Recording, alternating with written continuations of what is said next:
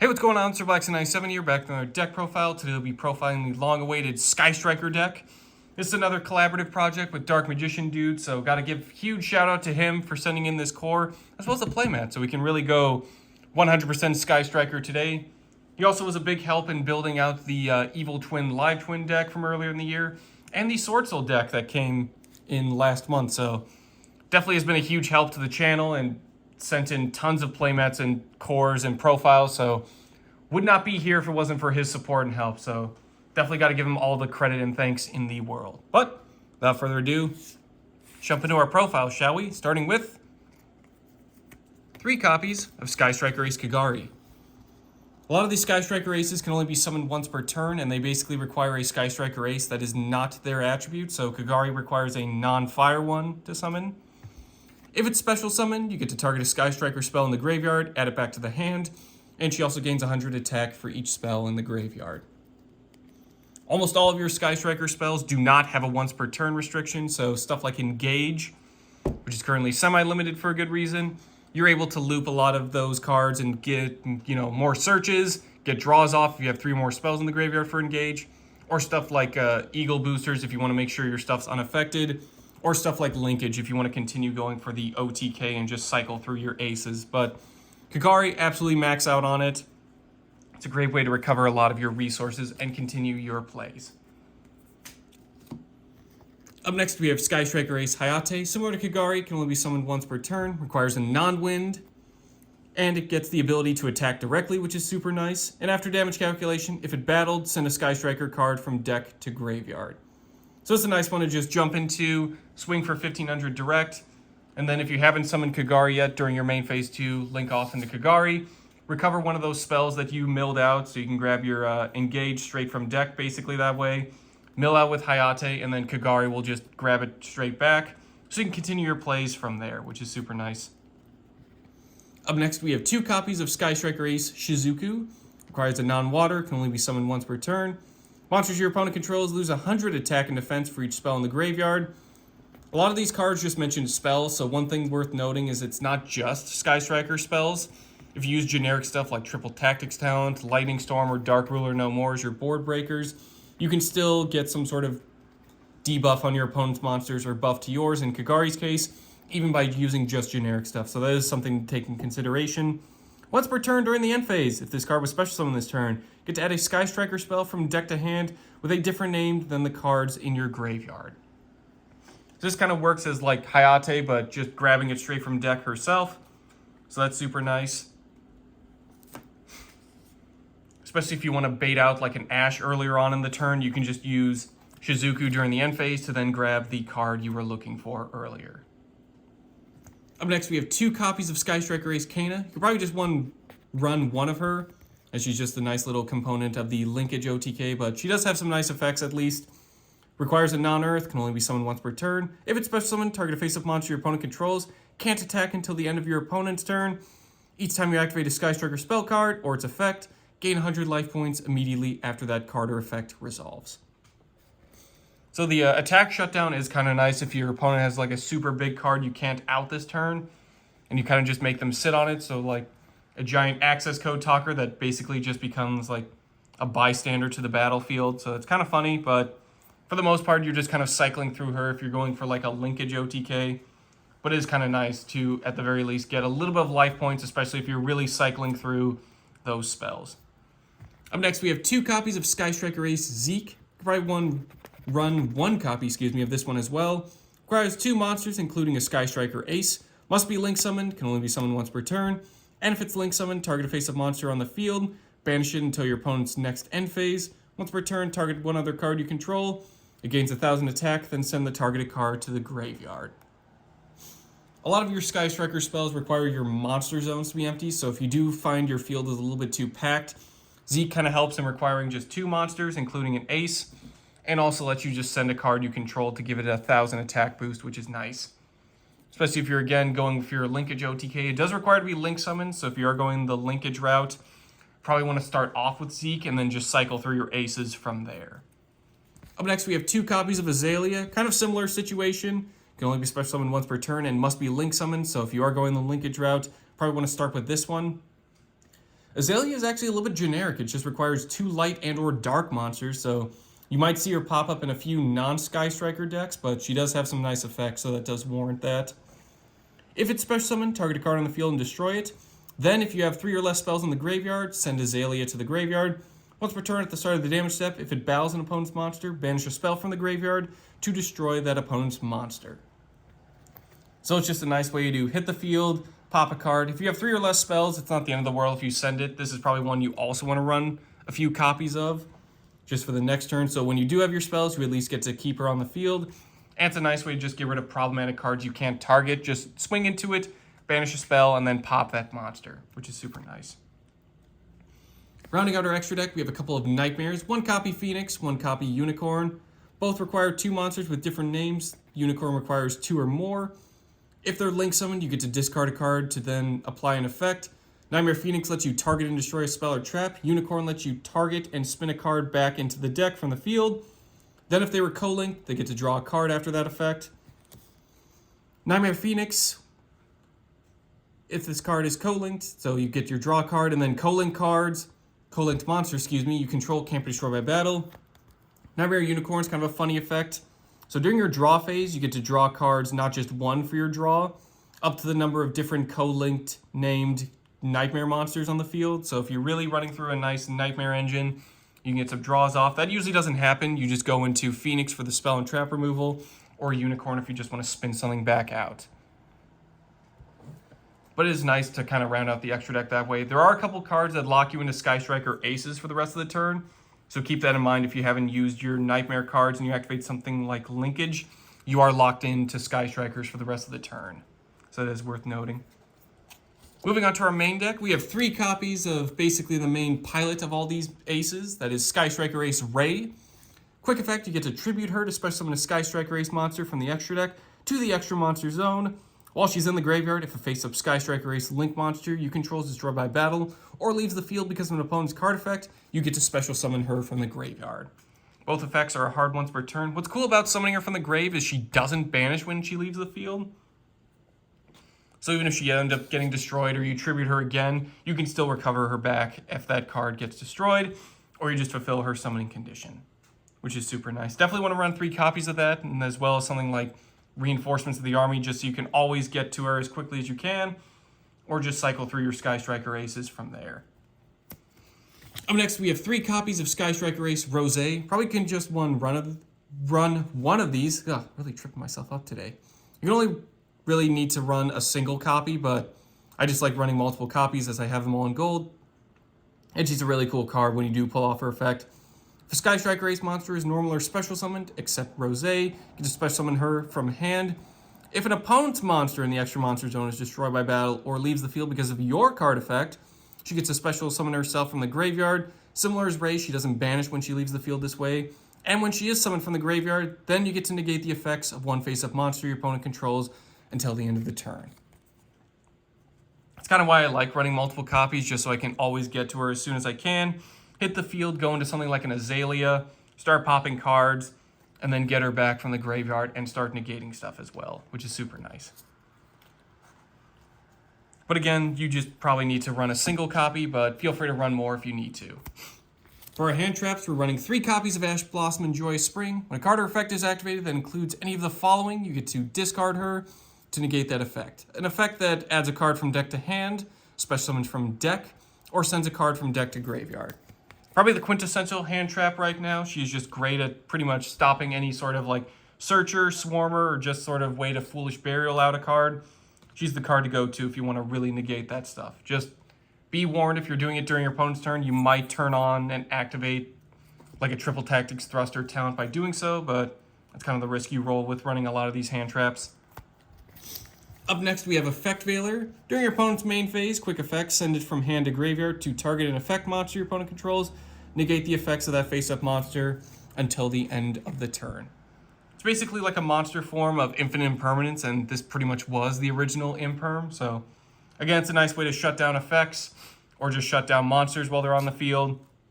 But again, that does kind of make stuff like Thrust and Talents live as a result, so keep in mind if you're rolling the dice there. And then finally, for our monster lineup, we have 3 copies of Gamma Seal, the Sea Turtle Kaiju. Get to special summon it from the hand to your opponent's field in attack position by attributing one monster they control. Or if your opponent already has a kaiju monster, you get to special summon it to your field in attack position.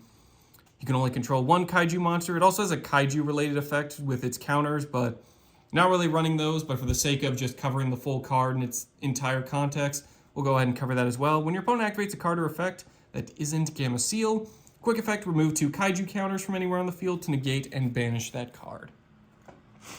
This is basically the kaiju with the lowest attack, so you'll probably give it to your opponent by just tributing out one of their monsters, and then either destroying it with your card effects, or just swinging over it if Kagari's boosted enough by all the spells flying around. Speaking of spells, it's time to move into our spell lineup, starting with 1 copy of Airspace Area 0.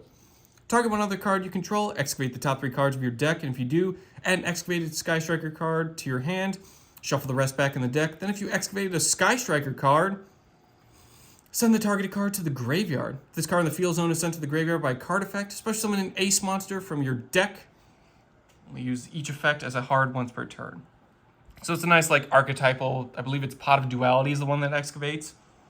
Or I guess even technically Prosperity, where you can basically just excavate your deck, get a card you're looking for like Ray, and if not, you can just at least grab something and send a card to the graveyard. It's not the end of the world if you do send a spell, as again, Kagari is able to recover that. So you're not at a complete loss there. But it is nice to grab something like Engage as well, or like Linkage if you're ready to go for your full plays. And if it does end up getting destroyed by a card effect yours or your opponent's, you at least get to grab a copy of like, most likely Ray from deck, but you can also grab a Rose as well if you already have Ray established.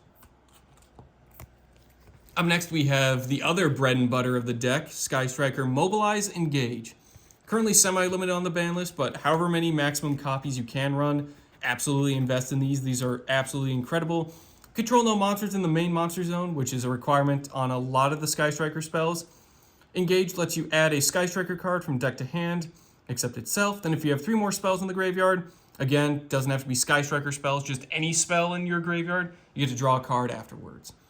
Again, not once per turn, so stuff like Kagari, you can activate your Engage, go through your plays, maybe get a draw one, summon Kagari, recover that Engage, and immediately do it all over again, which is super nice. Definitely want to max out on that one. It's currently semi-limited as mentioned, so running 2 is perfectly fine. We can easily grab it when we need it with stuff like Shizuku or even Hayate and then loop back in with Kagari, but it's absolutely a wonderful card. Also limited is the Sky Striker Mecha Hornet drones. This one you also want to run as many copies as you can. If you control no monsters in the main monster zone, special summon a Sky Striker Ace token. Oh, I wonder where that came from. Which is a level 1 Dark Warrior with 0 attack and defense position. Can't be tributed, and if you have 3 or more spells in the graveyard when this effect resolves, the token's attack and defense become 1500 instead. It's just a nice other way to get out, basically like a Ray clone. Get out your Sky Striker tokens, start going into your plays that way. Really nice to see, again, Sky Striker Ace tokens. Just cool to see archetypes get their own sort of token cards. If you want to stock up on your own, Magnificent Mavens is the set to grab all these from, so definitely a good set worth investing to. It's also a great place to get these Sky Striker sleeves. So again, if you really want to go all out in the Sky Striker fashion as I have, Magnificent Mavens is a great starting point. Speaking of Magnificent Mavens, from that set, we also got a incredible quick play spell. 3 copies of Sky Striker Mobilize Linkage. Again, if you control no monsters in the main monster zone, you can't special summon monsters from the extra deck for the rest of the turn except for Sky Striker Aces after it resolves, but what you do is you send one other card you control to the graveyard, special summon a Sky Striker Ace monster from the extra deck to the extra monster zone, and if you have at least 1 light and 1 dark monster on the field and in the graveyard, that's a Sky Striker Ace, the summoned monster gains 1000 attack. Ray and Rose fit that bill by themselves just because they are light and darks respectively. And what's also cool is stuff like Zeke and Azalea can also fit that bill. So as long as you have a Rose in the graveyard that's milled out or just sent there this turn, and you also have something like a Zeke or Azalea that you started your combos with, you're really able to boost up the Sky Striker Aces you jump into. So that's super handy in that regard. That's basically how you would go through your OTKs. You just cycle through your linkages. You're just locked into Sky Striker Aces, and you basically just cycle through your cards, go for a pretty nice OTK, and finish the duel. It's especially nice if you go into Hayate, as you can just attack directly at 25 if you get that boost, which is super fantastic. Up next, we have 2 copies of Sky Striker Mecha Equal Booster. Control no monsters in the main monster zone. Target face-up monster on the field. That target is unaffected by card effects except its own. And if you have 3 or more spells in the graveyard, can't be destroyed by battle this turn. This is a nice one to just utilize. Probably not one you loop as much, as you'll just be cycling through most of your Sky Striker aces, but if you really want to just make sure the one you ended on is unaffected, Eagle Booster is a nice way to go. Plus, if you have 3 or more spells, you can't be destroyed by battle, which is super nice. Up next, we have 3 copies, Sky Striker Mecha Shark Cannon, which is probably the coolest weapon name ever. Control no monsters in the main monster zone. Target 1 monster in your opponent's graveyard.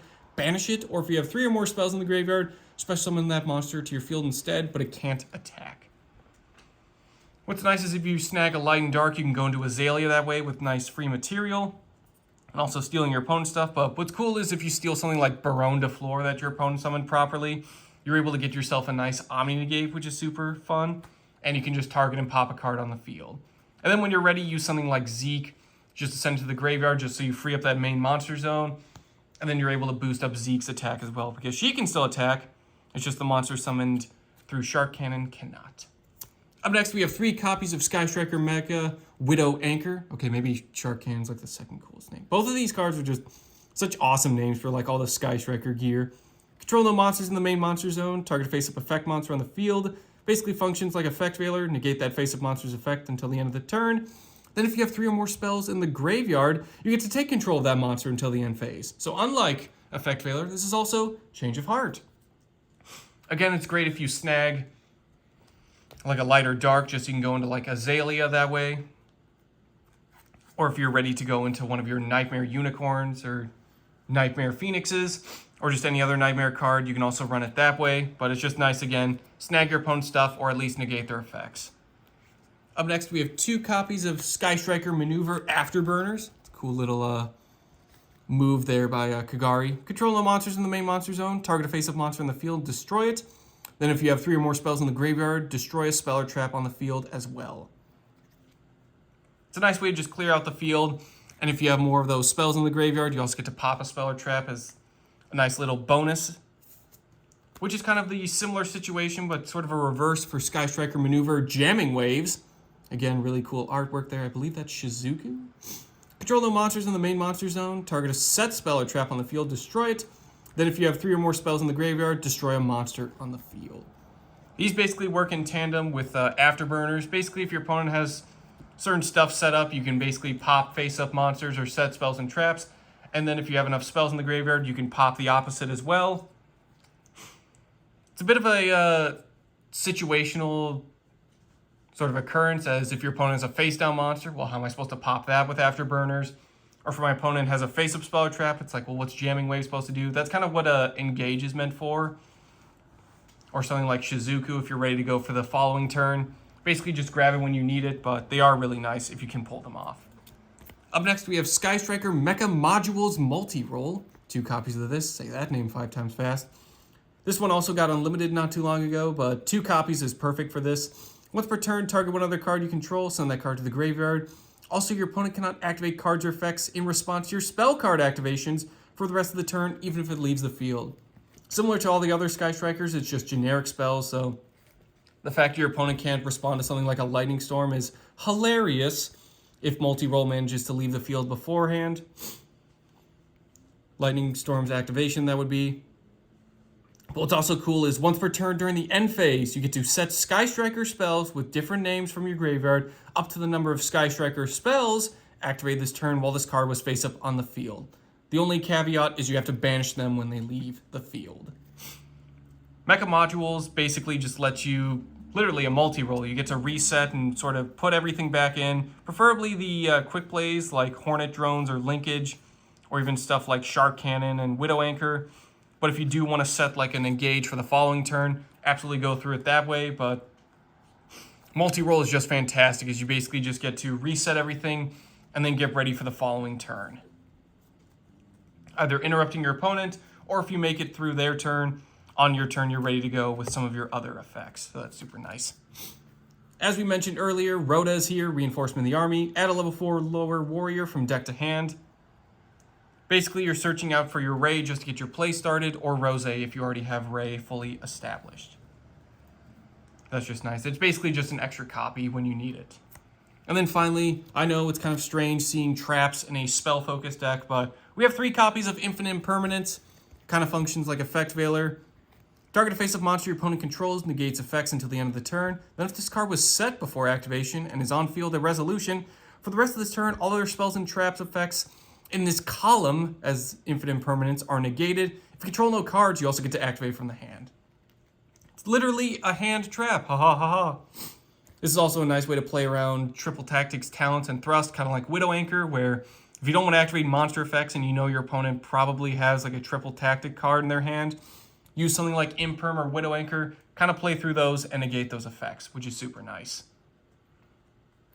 But if you are going to run any sort of traps, probably evenly matched, as your field rarely gets super packed to where you're making like a Link 3 or a Link 4. But if you are snatching stuff with like Sharp Cannon and you just want to Link climb into something like a Unicorn, you can go about it that way. But if you also want to run something like evenly matched, this definitely works with Sky Strikers, as your field never really gets too packed.